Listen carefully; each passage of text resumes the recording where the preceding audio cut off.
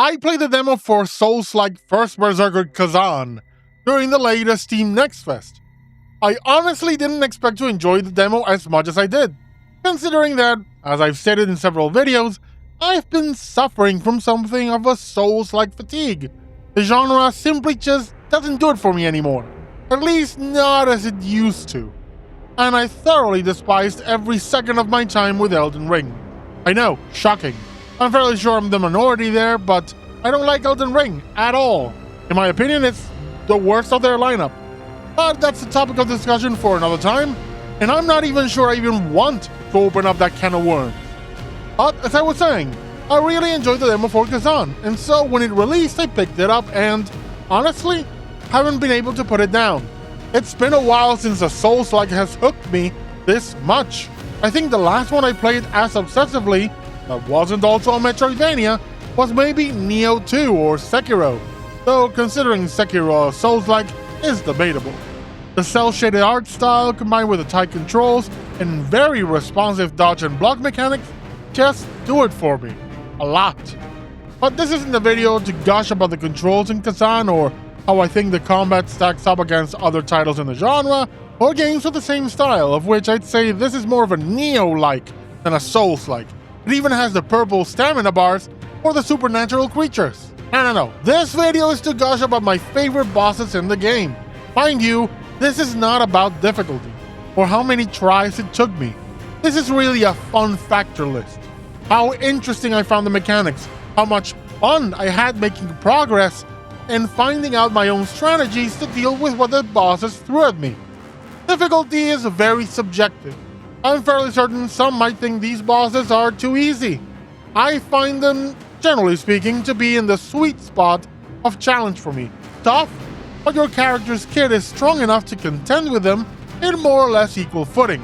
Plus, the skill ceiling is fairly high. My weapon of choice was the dual-wield sword and axe. It's the first weapon you get in the game, and I kinda get used to its rhythm. In the second mission of the game, you are more or less introduced to every type of weapon. Their strengths and weaknesses, and the greatsword and spear just didn't click with me. Not in the way this weapon does. Even more so as I unlocked some of the skill trees, like the buff that makes the Phantom joins me in attacks.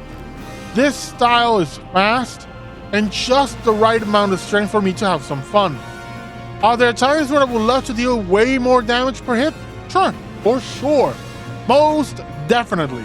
Especially against the more monstrous bosses, who can be a little bit beefy. But eventually that feeling fades away as I get more confident in using the openings I created with perfect blocks and dodges. For the record, I know some of these bosses were nerfed or buffed, and I really do not care. I don't see the problem with developers lowering or upping the difficulty of their game. It's their right, and I suppose they found that the previous versions leaned too heavily into frustration versus fun. In any case, let's talk some bosses. First up, Viper. This early Dragonkin boss was really interesting, because not only does it have two faces, with the second one even taking your ability to lock on for a little bit, but also they're a beefed up version of the normal spearmen you fight in the level, who throughout the journey had been the hardest enemies for me. I just couldn't get the timing right on their attacks just well enough. I missed the perfect block by a moment every time.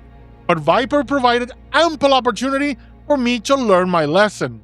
And while the second phase has some intense moments, I think it's just the right amount, the right perfect combination of speed and frequency of attacks to provide a challenge, but still kind of ease you into what the combat in First Berserker can offer. The coolest thing about it for me is that he teaches you to be patient and wait for when the attacks are actually coming. He twirls a spear around, and that can throw you off, and in some cases you'll mistake the twirl for an attack, and it may not be, but in others the twirl is the attack, the first of a string of them. And despite that sounding unfair, there are very clear tells of which is which, again providing good lessons on how to quickly learn and identify boss attack patterns. Elaine. Oh, poor Elaine. I genuinely wanted to rescue her. I liked her character. She was earnest, she was kind, she was fun. And you know, in this game with very few characters that are memorable, or interesting, Element kinda stood out for me. But alas, chaos consumes everything. I include this fight in the list for a simple reason. It's the first fight that made me consider alternative strategies and made me alter my approach to the fight. My way of fighting is usually very parry heavy, just doing those perfect blocks to create openings to attack or to take out their stamina so I can perform a brutal attack on them. But while that is possible with our Lady Warrior, I found it very hard to punish her attacks in a way that didn't result in just adding more charges to her shield. So I had to switch to a more dodge-based combat and take it slower, bait out certain attacks and then step in for some damage, while also not being greedy and moving away before she punished me for making one attack too many. With that said, this might be the fight that took the longest to finish, as I was put very much on the defensive for most of the fight. Her insane blocking ability and the shield charging like it was Black Panther's suit just making it too risky to stick around for continuous attacks. I'm usually not a fan of boss reskins, where games use story bosses once more, either as basic enemies or in the case of Khazan, as the final encounter in a side mission. But while Elamine does reappear later in bonus missions, that encounter puts her as a ghost, and in this form, while she still has the core mechanic of charging the shield, her entire kit is different. Her pattern of behavior and the combos she strings are different, elevating her from a simple reskin to a well-designed boss just bearing a familiar face. Maluka, my favorite boss, hands down, 100%. Kicks off like any other duel. Big swings, big windups, lots of damage, but plenty of opportunities to block, dodge, and punish. And then you hit phase 2. And he goes from Guts from Berserk to Virgil from Devil May Cry, with some insanely agile moves with a katana. I had a really rough time finding the right way of dodging out or dealing with those AoE attacks with the katana, until I realized I can use the Flash Cutter skill since it makes you invulnerable for a little bit. So I started focusing on building up my spirit during the slower moments and then using them for that skill during the fast-paced Chaos Katana sections. This was a boss where I could see my progress and things just clicked into place little by little. It's a wonderfully designed boss with good tells and very interesting mechanics. I will say though, he is a rude awakening into just how horrible the Chaos status is. Given that if he hits you with that super slash in phase 2, the first one where time kind of freezes, you instantly get max build and suddenly your max health is reduced by a chunk. If I can thank Maluka for one thing, it's opening my eyes to the dangers of chaos. Troka. Troka goes on this list because much like Elamine, she made me change up the way I fight, having to be more dodge heavy considering all her different projectiles and spells. It was pretty much a fight where I waited for her attacks and used dodges to get myself into melee range where I could smack and whirlwind. But there is an even more important reason she's on the list, and that she's the perfect boss to learn to perform counter-strikes effectively. Her unblockables, aka burst attacks, are so well telegraphed and come at you in a straight line, making them the perfect tool to learn this particular combat mechanic. As before her fight, I could never quite get the timing right. Not to mention it was fun figuring out how to bypass her run and gun intermission, where she just throws a barrage of magic at you. I started dodging before realizing I could just run away and just sprint. Of all the magical bosses, I found Troka to be the most fun to learn, and has the same quality as the others on this list have. You can see the fruits of your progression, how you chip away a little bit more health as you put the pieces together.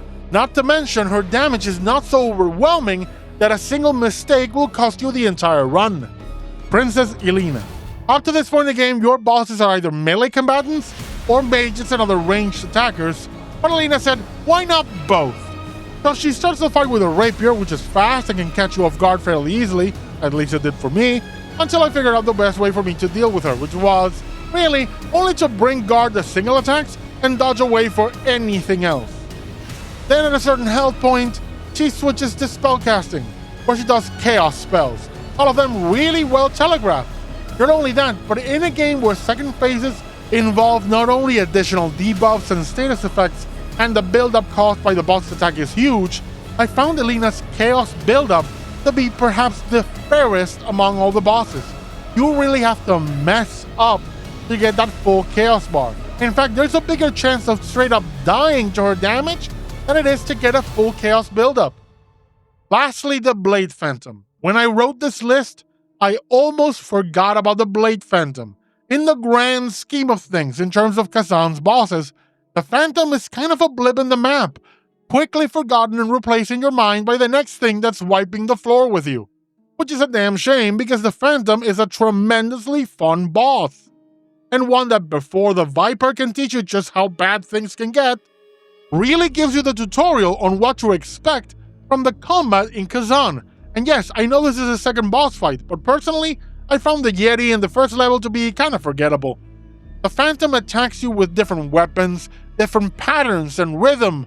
Sometimes he delays a swing, he even teleports. Basically, he pulls all the maneuvers the other bosses will pull, just not as fast or as well. He still packs a punch, literally, but it's that sweet spot of challenge and fun you need for an early game boss, where the game leans more heavily towards fun while learning, rather than beat your head against the wall.